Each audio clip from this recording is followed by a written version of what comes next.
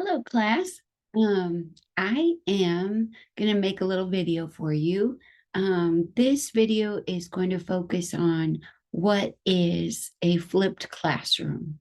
The idea seems a little different and novel because it is, but not because it hasn't been around, but because you don't see it too often in classrooms.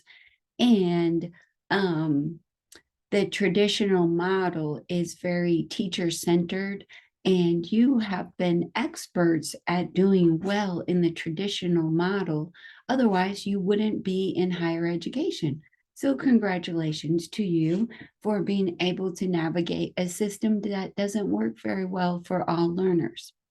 So, in this class, School, Society, and Diversity, we're interested in educational equity. And what that means is providing a quality education in terms of outcome, experiences, and opportunities for every learner.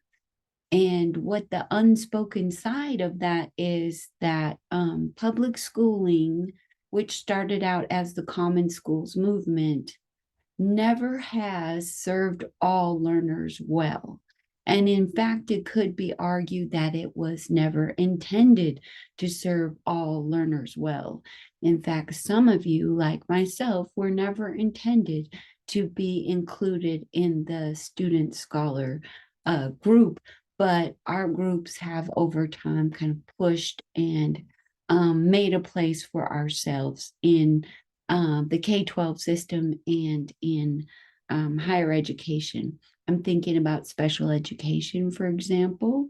Many learners who were identified as special education were not allowed in schools for a very long time for many reasons rooted in the medical model. So there's a lot of us who weren't intended to be there. When the public schooling movement started out, it started out as a common schooling movement, and the idea was to level the playing field, that you had people who had their children and they were landowners, and they wanted their sons, their children who were identified as male, to have an education to be able to take their place in society. And so think about Thomas Jefferson and Horace Mann and others from that era, like Webster, Noah Webster, who's always associated with the dictionary, although he did more than that. So the idea was that as a republic, we needed an informed citizenry. Now, who was called a citizen? That was a pretty narrow definition of who could be a citizen, and the rising generations of who could be a citizen.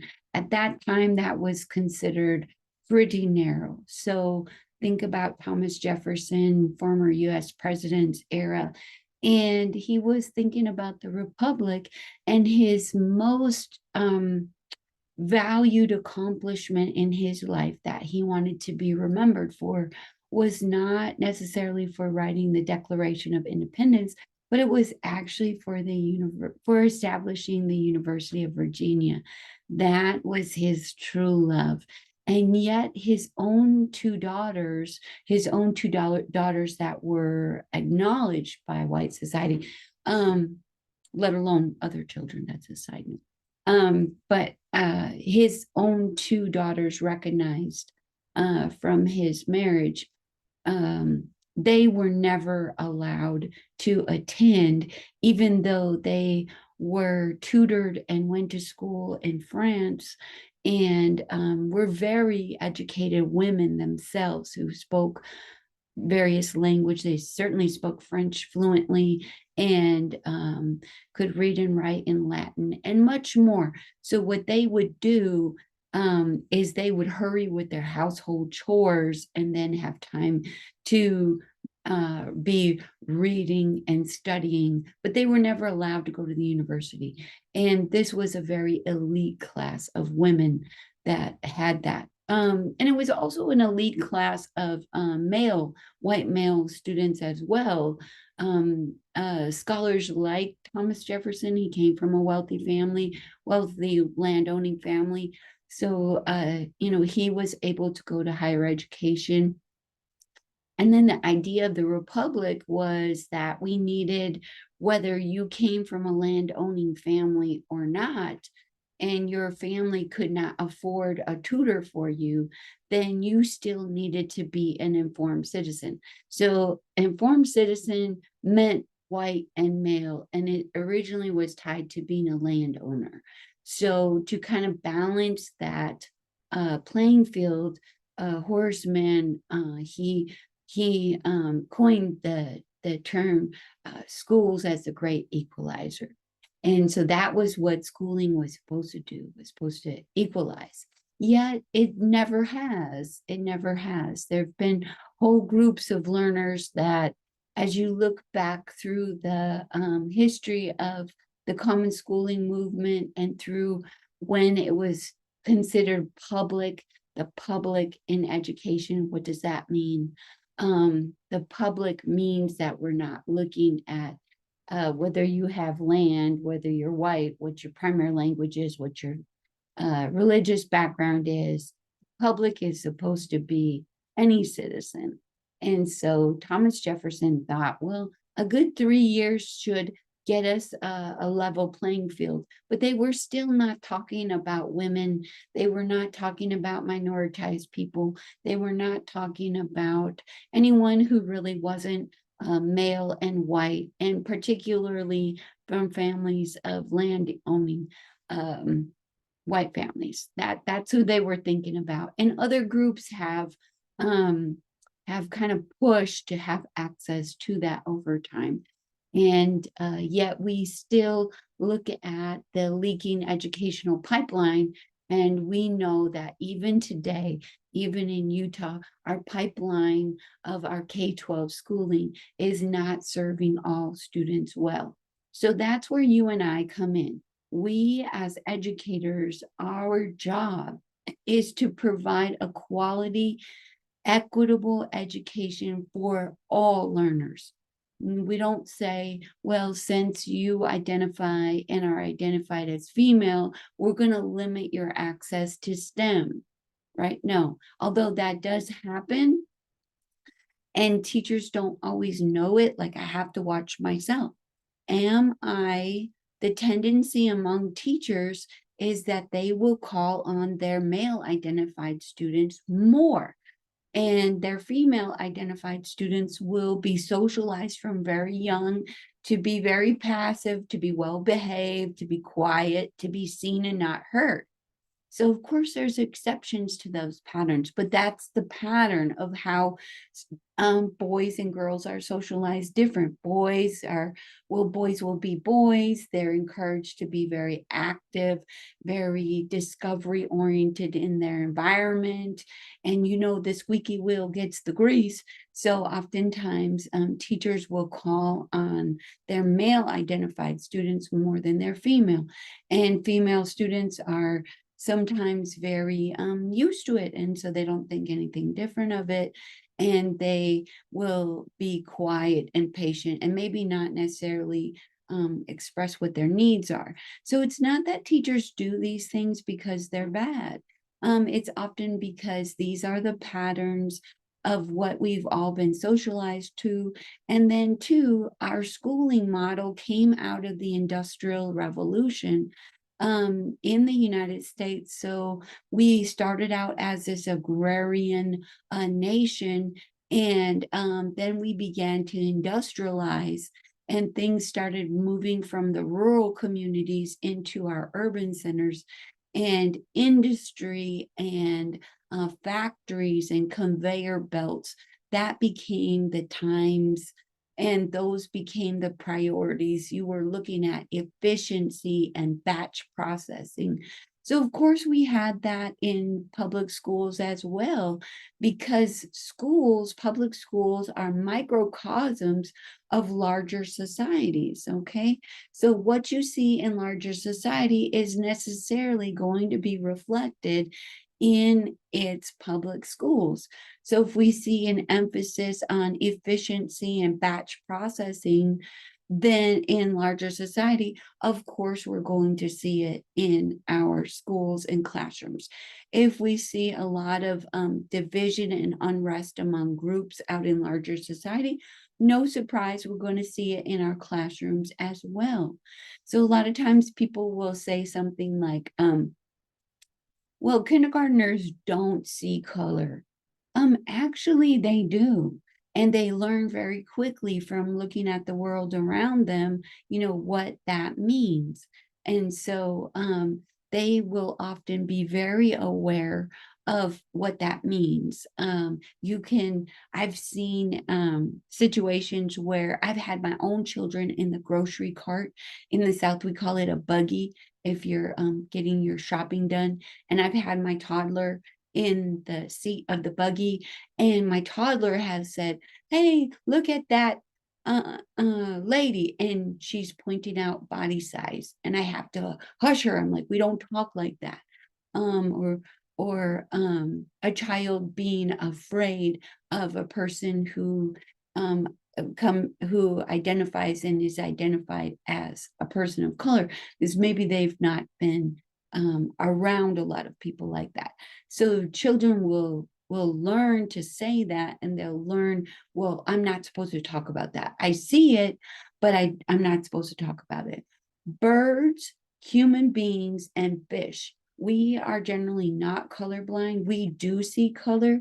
We do see differences. The thing is, we learn from the time we're young. Don't say that. And sometimes little tiny ones will pop it out and they will say something, and as adults, we'll try to hush them. Don't say that. They'll notice that someone is in a chair that has wheels, and that's how they get around. And the student or the child will point that out. And a lot of times the adults will say, don't talk like that. Don't bring that out. So we have all of those differences that come to us in the classroom.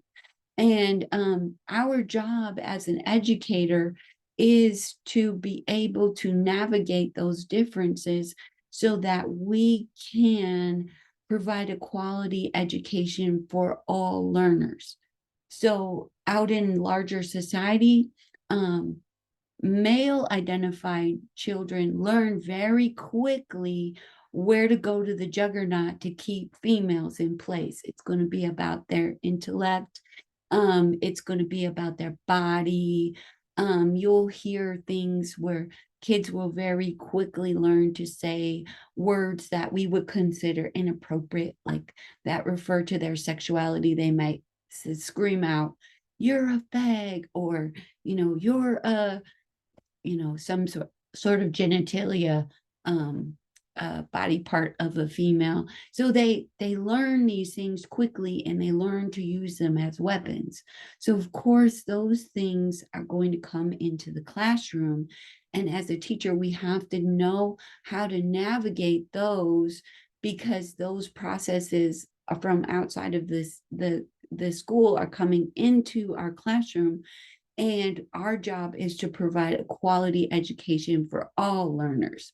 So how do we do that when we know that the river is flowing in patterns of inequality? And then we get to our classroom and we're like, well, wait a minute, I'm trying to swim upstream. Society is still producing these inequalities where we know that women still make less. They still, even with the same qualifications and doing the same job, women still make, several cents on the dollar less than men do for the same job. And that gap becomes even bigger if they're women of color. Then add sexuality into that and all kinds of things, and the gap keeps getting bigger. So these gaps are around us right now. They've been around us. And they were here long before you or I came into the picture. So we inherited this system. But there's also these beautiful possibilities um, of freedom spaces. And so I know this is why I came into education. I understand that schools have historically produced inequalities, but it also has the other side of that possibility. So if schools tend to tend toward inequities, I still firmly believe that they have that potential to be actually the great equalizers. So just like in the United States, we're kind of this weird experiment in world history. If you know anything about governments over the world's recorded history, you know that republics like ours are kind of the odd one out, and we're a very tenuous experiment that isn't very old. And you see how tenuous it is if you look back to the 1860s and you look at the Civil War, and then you track forward to our own times, which are very divided. And so you know that our republic is kind of this very oddball experiment within the larger scene of world history and the way or peoples and groups organize themselves. So we like to think about ourselves in the United States as having this opportunity, even though we haven't realized it. And when we have these documents like our Constitution and our Declaration of Independence, and it has these ideals in it, and we say things like all men are created equal, and we know that that has to be expanded to include women and other sexualities and genders as well. But we still know that we haven't arrived there yet, but we see ourselves as a work in progress. Well, the same thing is true of public schools, where we have never been able to yet reach our full potential as being the great equalizer. But do we have that potential? I believe that we do. And I believe that teachers are the key. Teachers are where the rubber hits the road. We're the ones that really make things happen, either toward dream keeping or toward more dream wrecking. So we have people around us like legislators, we have school boards, we have administrators, we have all these people who influence us in our teaching practice. But we're the ones where the rubber hits the road. We're the go point. And so being so critical in this system is a heavy responsibility, but one that I gladly take on, especially as our society has its other institutions being really pressured. Like it used to be that schools were one institution of many, kind of grooming and caring for the rising generations. But today you see where religious organizations are not as powerful for many groups as they have been in the past. That might not be true in certain locales, but overwhelming the membership in organized religion has gone down in the United States and around the world. So our own local context might not always match the same patterns, but so we may have exceptions, but those are patterns. So churches, community organizations, that have historically, clubs have been a big part of society and had their role, local newspapers, things like that. So there used to be a lot of other institutions that were kind of in these networks that schools were part of. And now schools are kind of like the lone kind of last remaining holdout of public institutions outside of the family that's built to support the family. And so that makes our role as educators even more critical and more difficult and more meaningful, because there's a lot of responsibility on us. But I willingly take that on. I believe in education. I believe in teachers. I believe in public schools. It's a space where people from many backgrounds still can come together and learn from and with each other. And if you have a teacher that really knows how to go for educational equity, then some serious things can be done. And I know one of our scholars was asking about, are we going to talk about any of those successes? Yes, we are. Yes, we are. We will definitely talk about some of those successes. What we're going to focus on, though, is why the public schooling system tends to default back to inequity. So if you're not really intentional about equity, you're going to be part of producing inequity just because that's the way the river is flowing. You don't really get a choice of saying, well, I don't really want to be bothered by this. I just want rainbows and butterflies every day. I don't want to talk about nice things like or unpleasant things like inequity. Well, as a mother of children and a grandmother of a child who is clearly Black, my granddaughter is Black.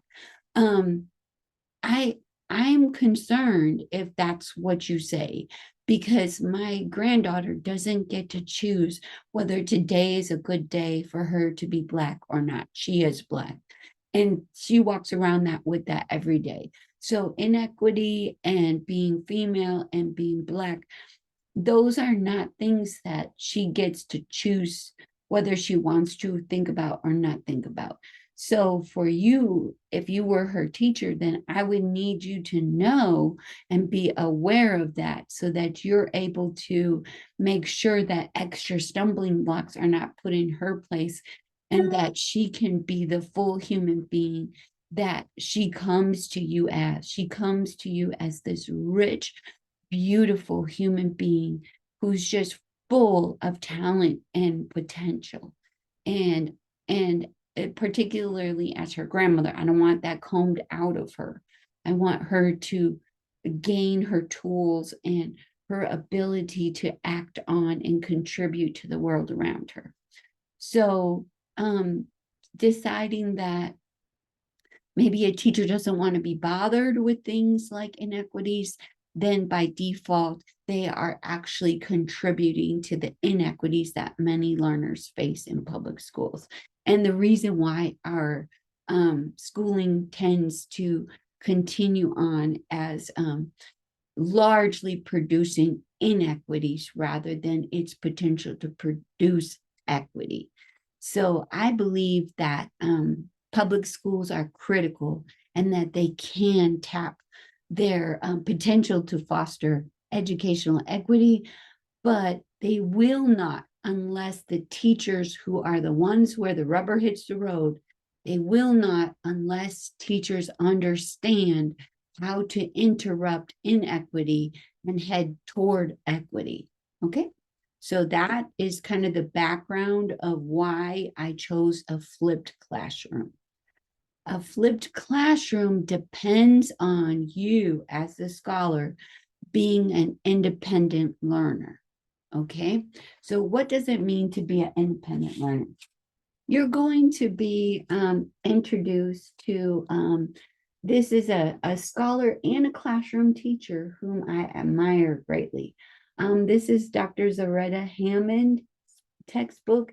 And as I said, she's a classroom teacher and also a researcher. So she has a great love for school teachers. And she comes from a tradition of exemplary Black teachers.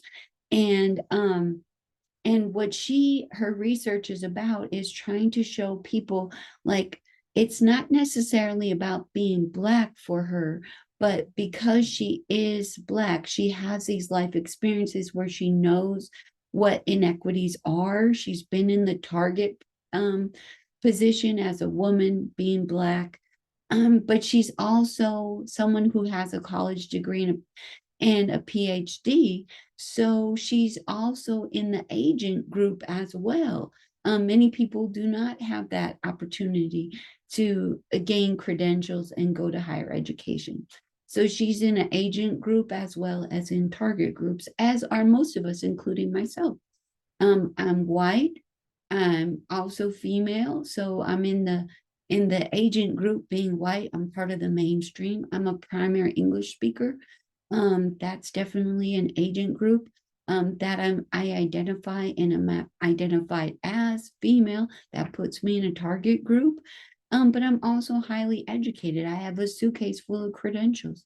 So that definitely puts me in an agent group as well. So most of us do that. We have different factors of our identities where we're in target groups. And it might be our sexuality, it might be our primary language, might be our religion, but our religion also might put us in the agent group if we're in the Utah locale. But if we go to, say, Alabama and you identify as maybe a member of the Church of Jesus Christ of Latter-day Saints, most people don't know what that is in Alabama. And so you would be in the target group. People would think you're a little odd.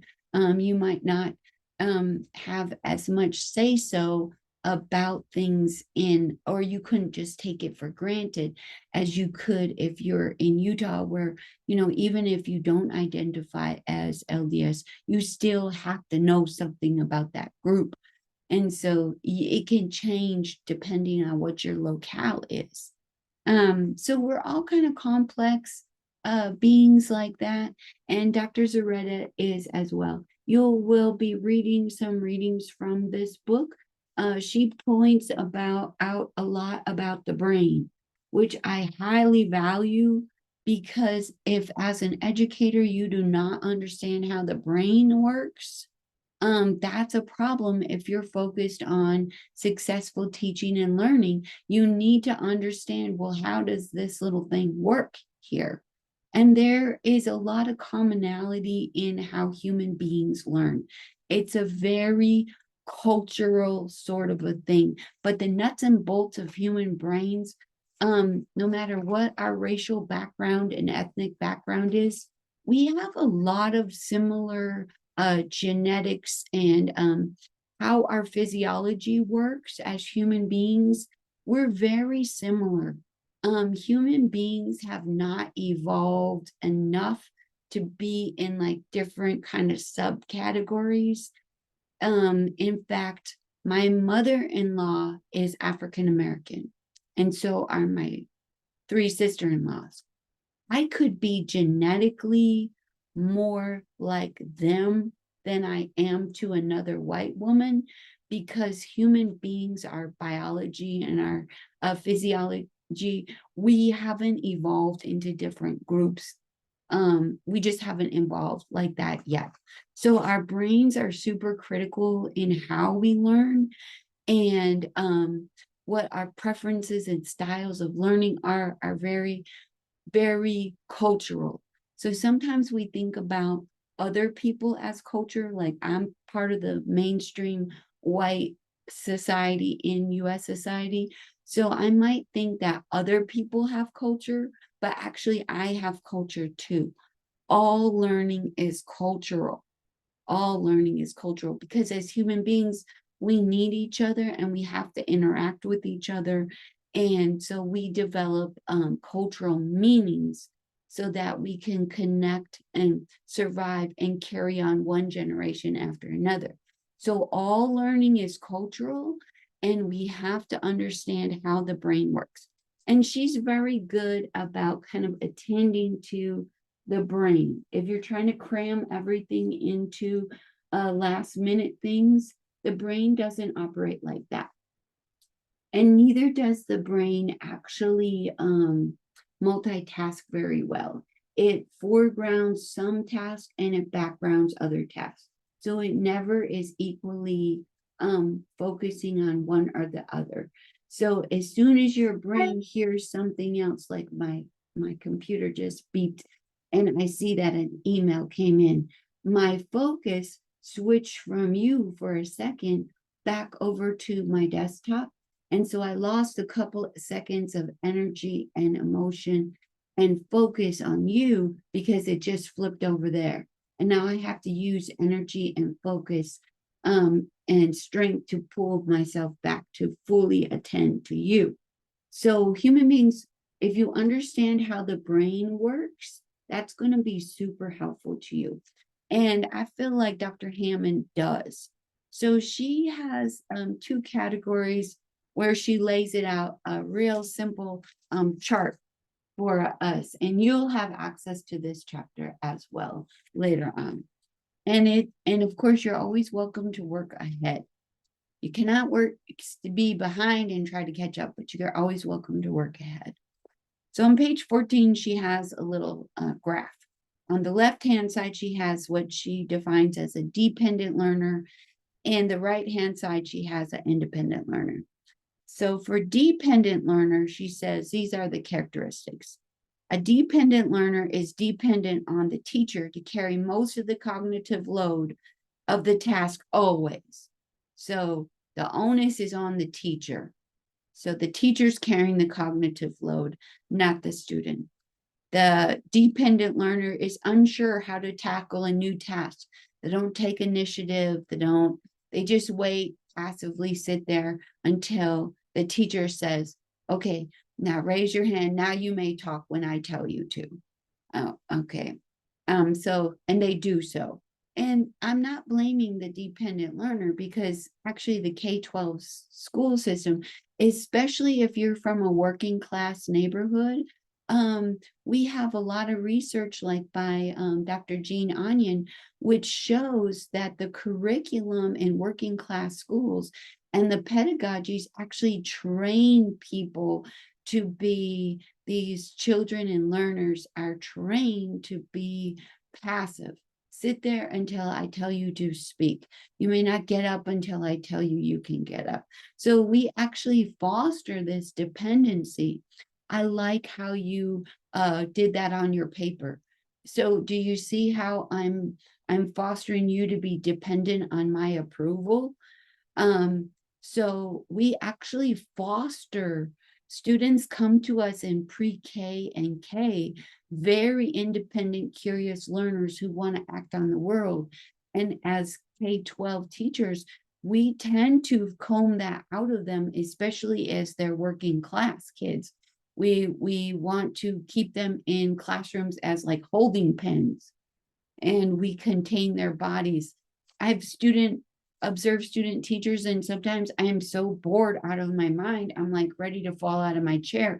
And I'm in my 40s and my 50s, and I'm having a hard time sitting still, while the children who are, in their teens are supposed to be sitting quietly for these long periods of time. So we actually train them to be dependent.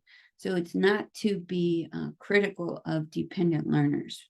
Or even as yourself, if you have tendencies to be dependent learners, you've learned that because that was how you got successfully through K-12, and even where you are in higher ed, you've learned to be a very good dependent learner.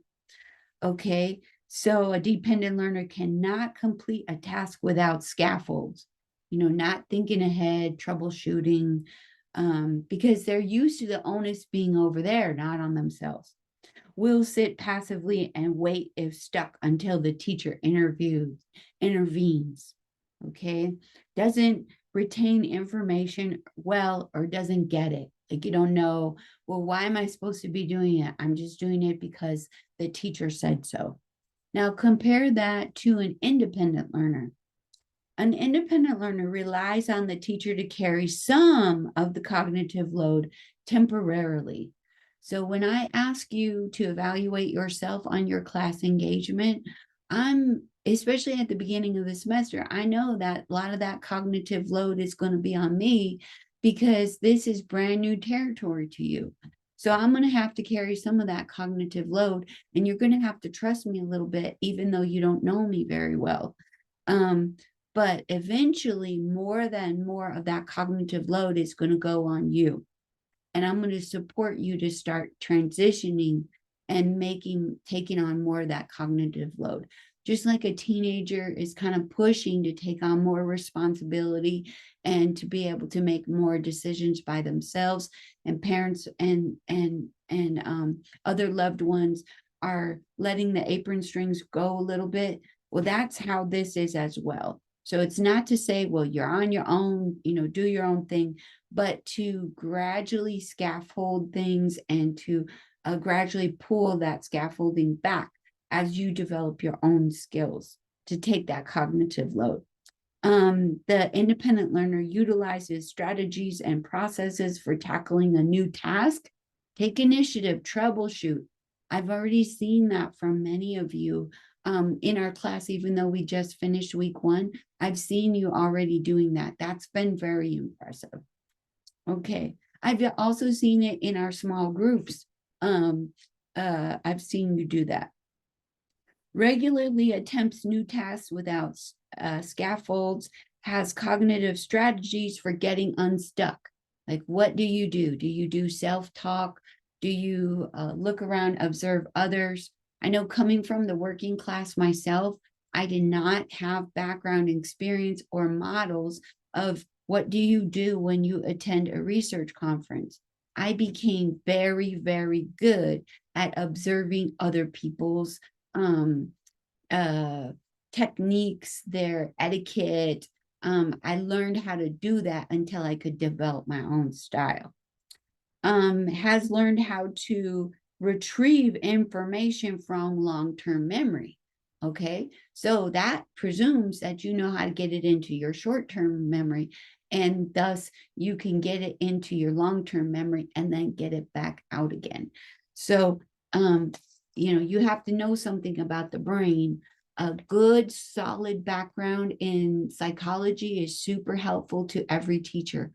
Background in social psychology, very, very helpful for teachers.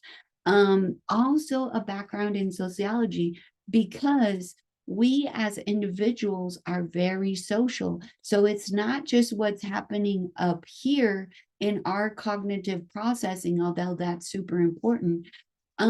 Sociology looks at how conditions of society kind of shape us and push us toward certain ways of behaving and acting.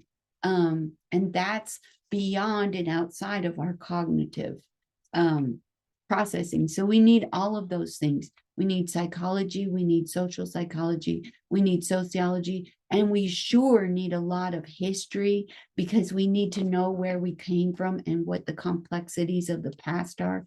And we certainly need the social sciences. We need the theater, we need the arts, we need the humanities, because that's really what taps into our humanness, and our ability to think outside the box. We definitely need our STEM disciplines. Math can be so creative if you understand that math and science and technology are much more than algorithms. They actually are tools to be very, very creative. And they shouldn't run us as human beings, but we should run them as tools. So we need to be very interdisciplinary people to be excellent teachers. And to be an excellent teacher, we have to be professional and we have to be independent learners. Okay, because if you are not learning from your students, it's highly unlikely that your students are learning from you. So you must be learning from your students, and for them to be able to learn from you. So it has to go both ways. So the old model of a teacher would be that the teacher knows everything. Well, no, we don't. Even people like me who've been around the block, and it's definitely not our first rodeo. The moment I stop learning is the moment I need to stop teaching, because I need to be a lifelong learner. I need to be an independent learner. I cannot be a good teacher unless I'm an independent learner and I'm a lifelong learner. Okay. The moment that stops, I need to stop being a teacher, because being a teacher is about learning, and our students learn with us and from us. Okay. So, and then the professionalism is super, super important because you are the one who are a representative of the institution. So you may have people that you're working with, parents, guardians, community members, brothers, sisters, families. Um, Especially if you live in the community that you teach in, you've got a real advantage because you kind of know how the community ticks. But then you also know that, things get shared sometimes. Community can be a very wonderful thing and it can be a very constraining thing. So if you understand that, particularly if you have school, society, and diversity that are coming together in ways where you have a lot of groups that are used to being excluded, they're used to being mistreated, they're used to being thought about as stupid. Like in the South, we know that people tend to hear that accent if they haven't had it socialized out of them. Like people know, don't sound like you have a Southern dialect because people equate that with stupid. They know that. And so they work, sometimes are a little bit defensive when they meet you. So a lot of people, K-12 was not a good experience for them. And so they don't want their little precious ones to go in and they're defensive already before they even know you. Like they look at you and they look at your body and they think, well, I've seen people like you. And I've had a lot of bad experiences with people that look like you. So I'm not even going to give you a chance. So you have to earn their trust, even when they don't seem interested in your trust or dialoguing with you. So being professional is a must when you're talking about school, society, and diversity. So those are kind of my background ideas where I'm trying to get you to that point. I'm trying to provide the cognitive strategies and frameworks to scaffold you toward being very professional as a new member of our profession and to come as an independent learner geared and set up to be successful, because teaching is not easy. It takes, even for the most committed independent learners, you will take a good 2 to 3 years to even get your feet under you. And you might think I'm exaggerating, but I promise you, I have been there too. And I have been in my student teaching placement. I taught in a student taught in Goshen, Utah. And I know I thought I was all that. I thought I'm going to come into this classroom and I'm going to show my cooperating teacher, like, this is how it was done. I was very, very critical of her and not really open to learning from her. I could easily see her missteps, but I wasn't super open to what she did well or why she did the things that she did. So, I understand that now, having been a teacher for many years and having worked with new teachers for many years, um, I just want you to be alerted to that red flag. Like it takes your first year, you kind of stumble through and figure out, well, how can I translate everything that I've learned? And even I've been through a practicum, I've been through these block classes, and then I've been through my student teaching, and you think, what did I learn? Now the rubber really hits the road, and you are the one where the buck stops here, and you wonder, well, what did I learn? So you kind of struggle through your first year. By your second year, you can take some lessons learned from the first, get a little bit more traction going. By the third year, you're really hitting your stride. And if you're an independent learner, by the time you're into your fourth and fifth year, you can really start fine tuning your own style and your own way to be an exemplary teacher. There are principles of exemplary teaching that underlie every exemplary dreamkeeper teacher. But because teaching is an expression of ourselves, just like if you were an artist, you need some basic skills, but you're going to develop and use your own talent to produce your art, right? So teaching is really this wonderful mixture of art and science together. Like it's not just whatever, there is a science to it, but it's also an art where if you think that you're going to just replicate me, it's not possible. For better or worse, there's just one me. There's plenty of white women who are teachers. That is for sure. Most of us in education are white women. No problem. But there's still only one Brenda Juarez Harris. Okay. And so I don't make any apologies for that. It's not the most wonderful thing in the world, but it's also not the worst thing in the world. I have my own talents. So teaching is an expression of myself. And I'm always trying to improve as well. So you cannot be me and I cannot be you. But there are principles that underlie exemplary teaching that I need you to be familiar with as you leave this course. And then you are going to continue on forward, honing them so that when you enter the classroom, you are not so stunned as I was. Okay. And I was a good student. I was a very good student. I got straight A's and B's all the way through my undergraduate. And then when I got to graduate school, my professors would critique me and they would say, Brenda, I know this is not your best work. And it wasn't. And because they would give me feedback, I knew they cared about me. I knew they saw my talents and they were not willing to accept less than my best. I pushed harder and I ended up going not only through a master's degree, but then into a doctoral program, which was very unusual coming from my background that I did, coming from the farm, coming from what most people would call, quote, white trash. There was no reason to believe that I would ever be successful in higher ed. And yet I excelled at it because people cared enough to critique me to do better and to push myself. So I always be grateful for that.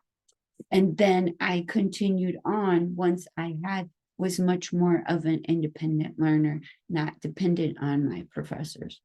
Okay, so that's my goal for you as well. How do I get you there? My way of getting you there is through a flipped classroom. So to understand what a flipped classroom is, you really, excuse me, you really need to kind of compare it to what a traditional classroom is. And a traditional classroom is what you're used to, I'm sure. I'll put money on it because that most people do go through that. Teaching and learning hasn't changed a lot, even since the 1920s, the 1930s. You still see teacher at the front, students in their individual desks, kind of this batch processing model hasn't changed a lot. Okay, so that's how I can have a lot of confidence in that. Most of you are probably familiar with that. So what is a traditional model of teaching and learning, the pedagogical style? The traditional style is that you as students come into my classroom and I, as your teacher, introduce you to some new concepts. You sit there and I introduce them to you, and then you go home outside of the classroom time, excuse me, and you explore and dig into them and do the more nuanced, in-depth work on your own. I do the introductory part, you do the in-depth exploration on your own. A flipped classroom does it the reverse. The reverse is you on your own time outside of the classroom, you explore what the new ideas are, and you explore them to your best ability, being an independent learner, kind of hungry to learn, using your strategies, using your learning approaches, and you explore that. But then you come to me in our special classroom meeting space, which is dedicated just for you and I, for our learning community. So not just you as an individual, but also your classmates and myself. We're this learning community. We have our own special space set aside 2 times a week.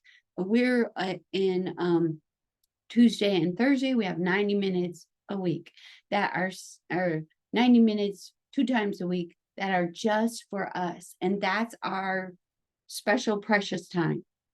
And so with a flipped classroom, we use that special time that is hours of our class meeting to get more in depth and more meaningful engagement.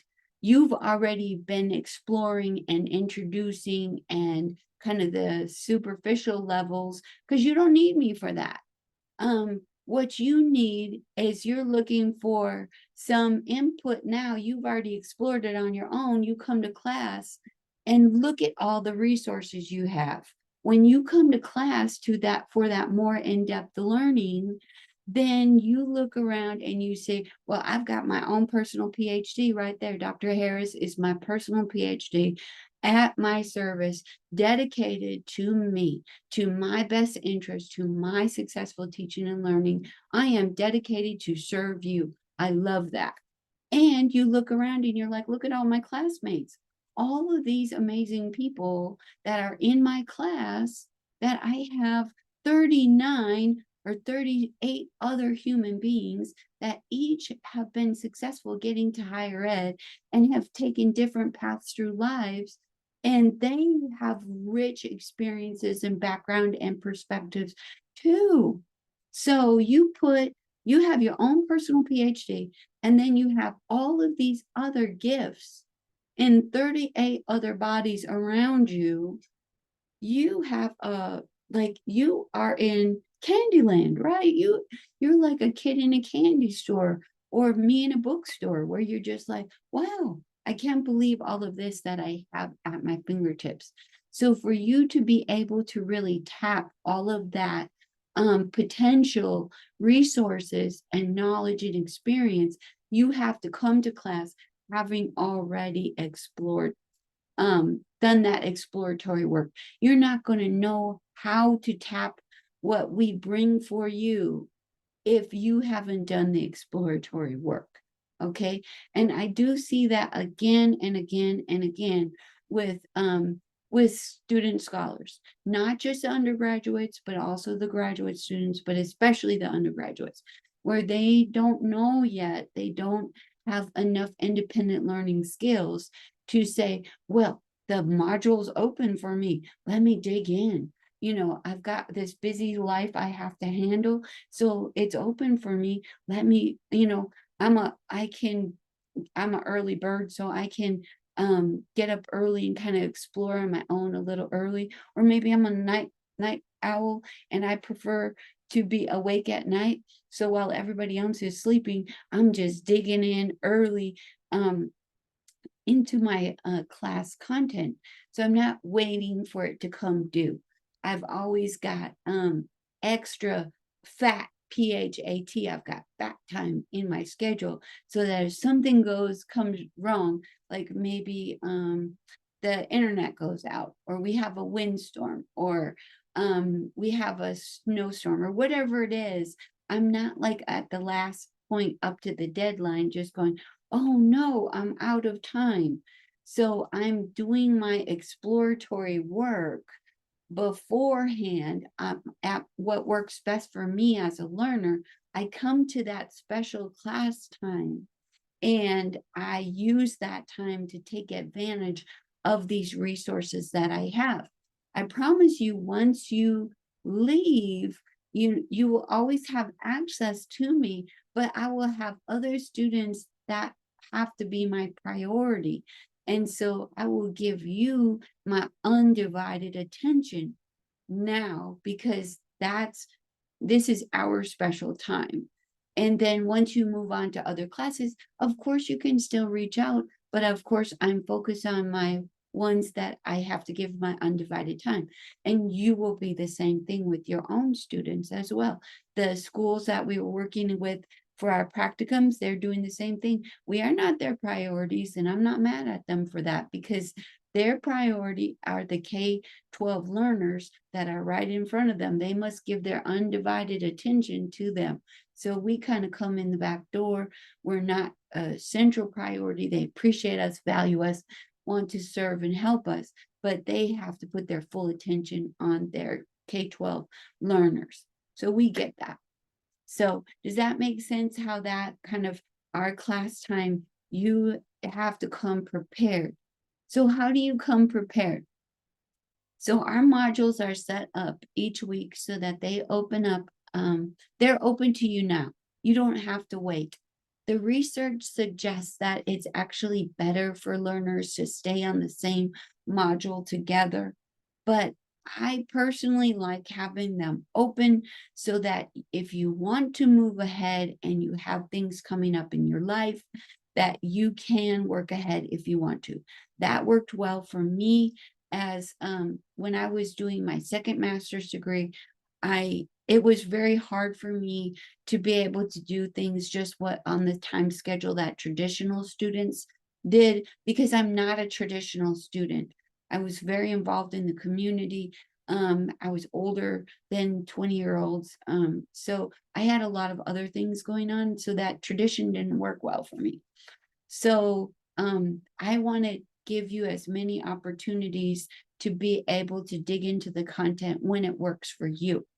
So the modules technically start at 12:01 on Monday morning. On Tuesday morning at 8:30, you have to already be checked into our class and have your body in our class meeting. So between Monday at 12:01 a.m.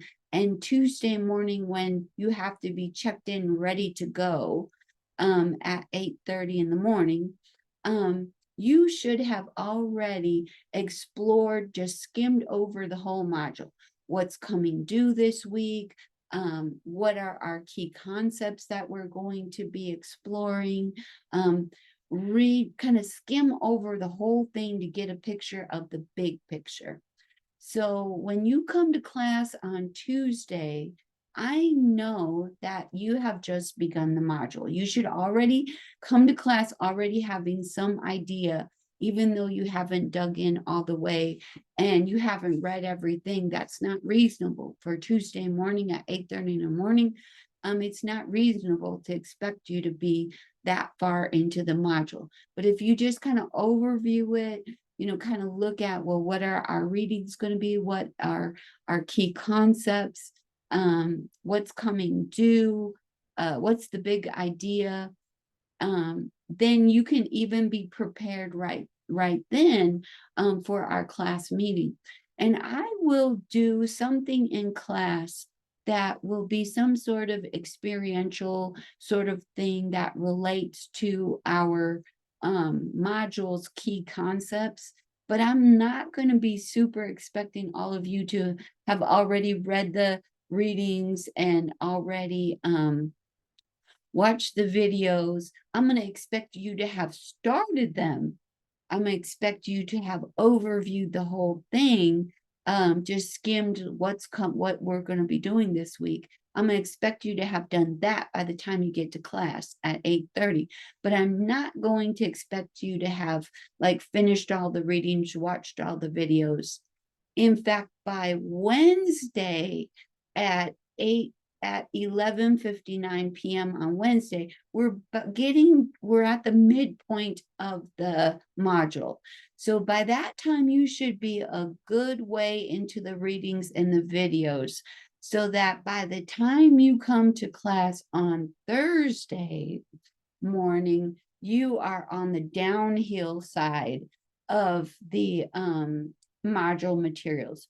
You should have read most, if not all, of the materials, and you should have watched most, if not all, of the videos by the time you get to class on Thursday. So if you're about 3/4 of the way through the materials by the time you get to class on Thursday morning at 8:30, you're good, because by that time you got a good sense. You've been exploring what the modules are, and we can take our Thursday class and really fine tune it. Put the student first, not the lesson plan. So what didn't you get? What didn't you make sense? Like sometimes I don't really know until you tell me.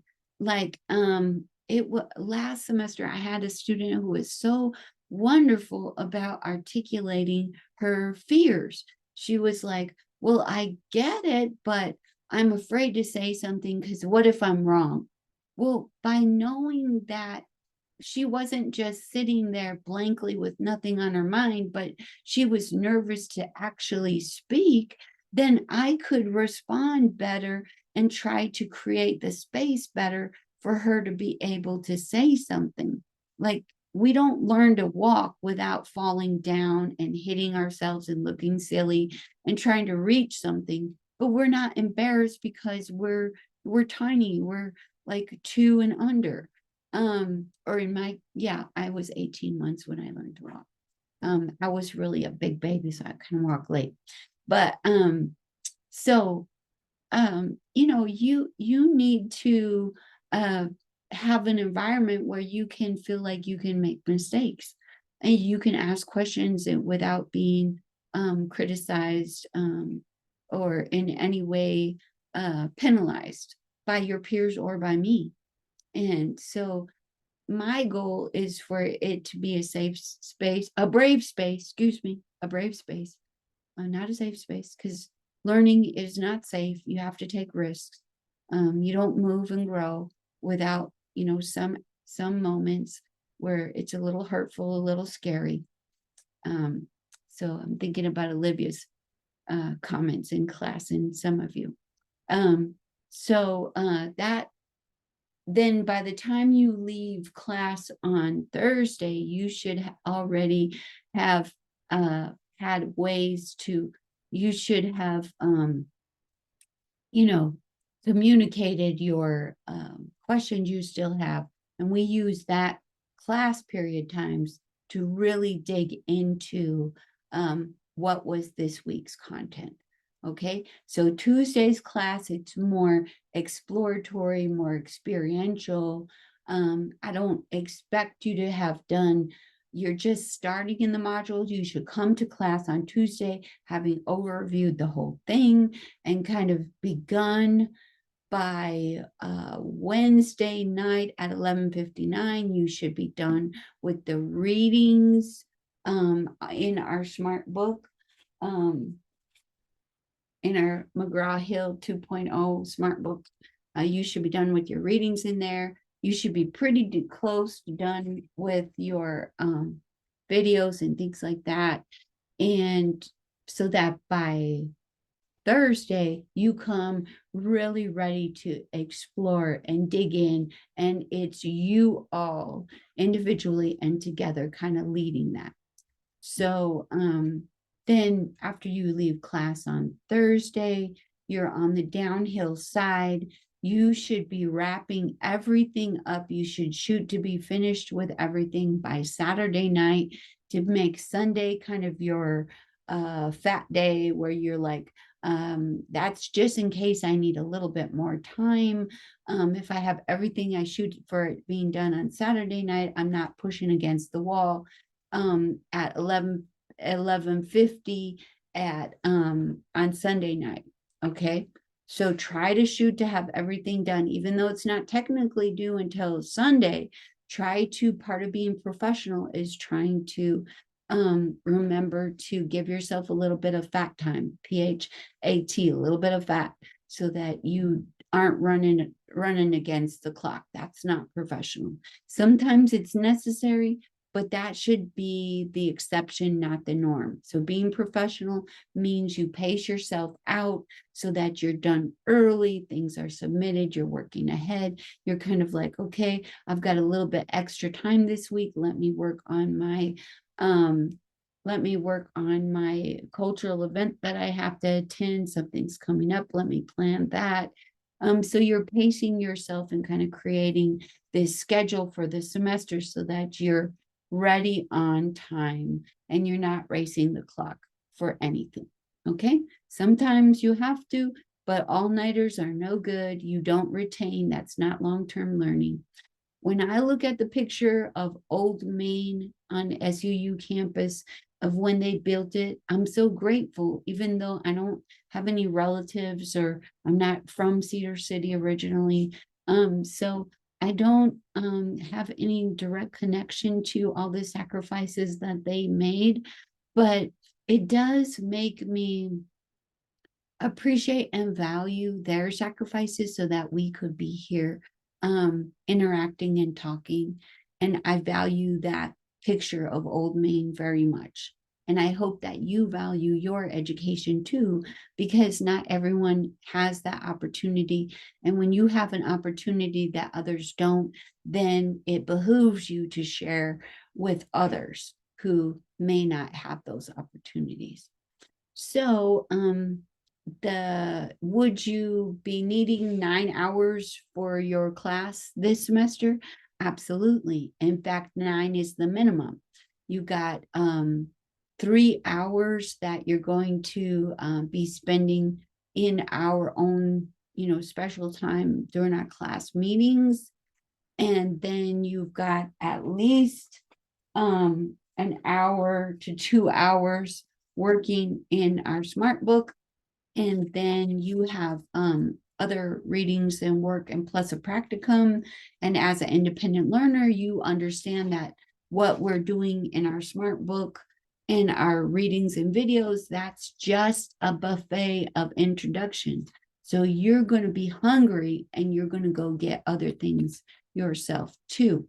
So for me, the way that I got through school was I worked full time, and I also had 6 small children.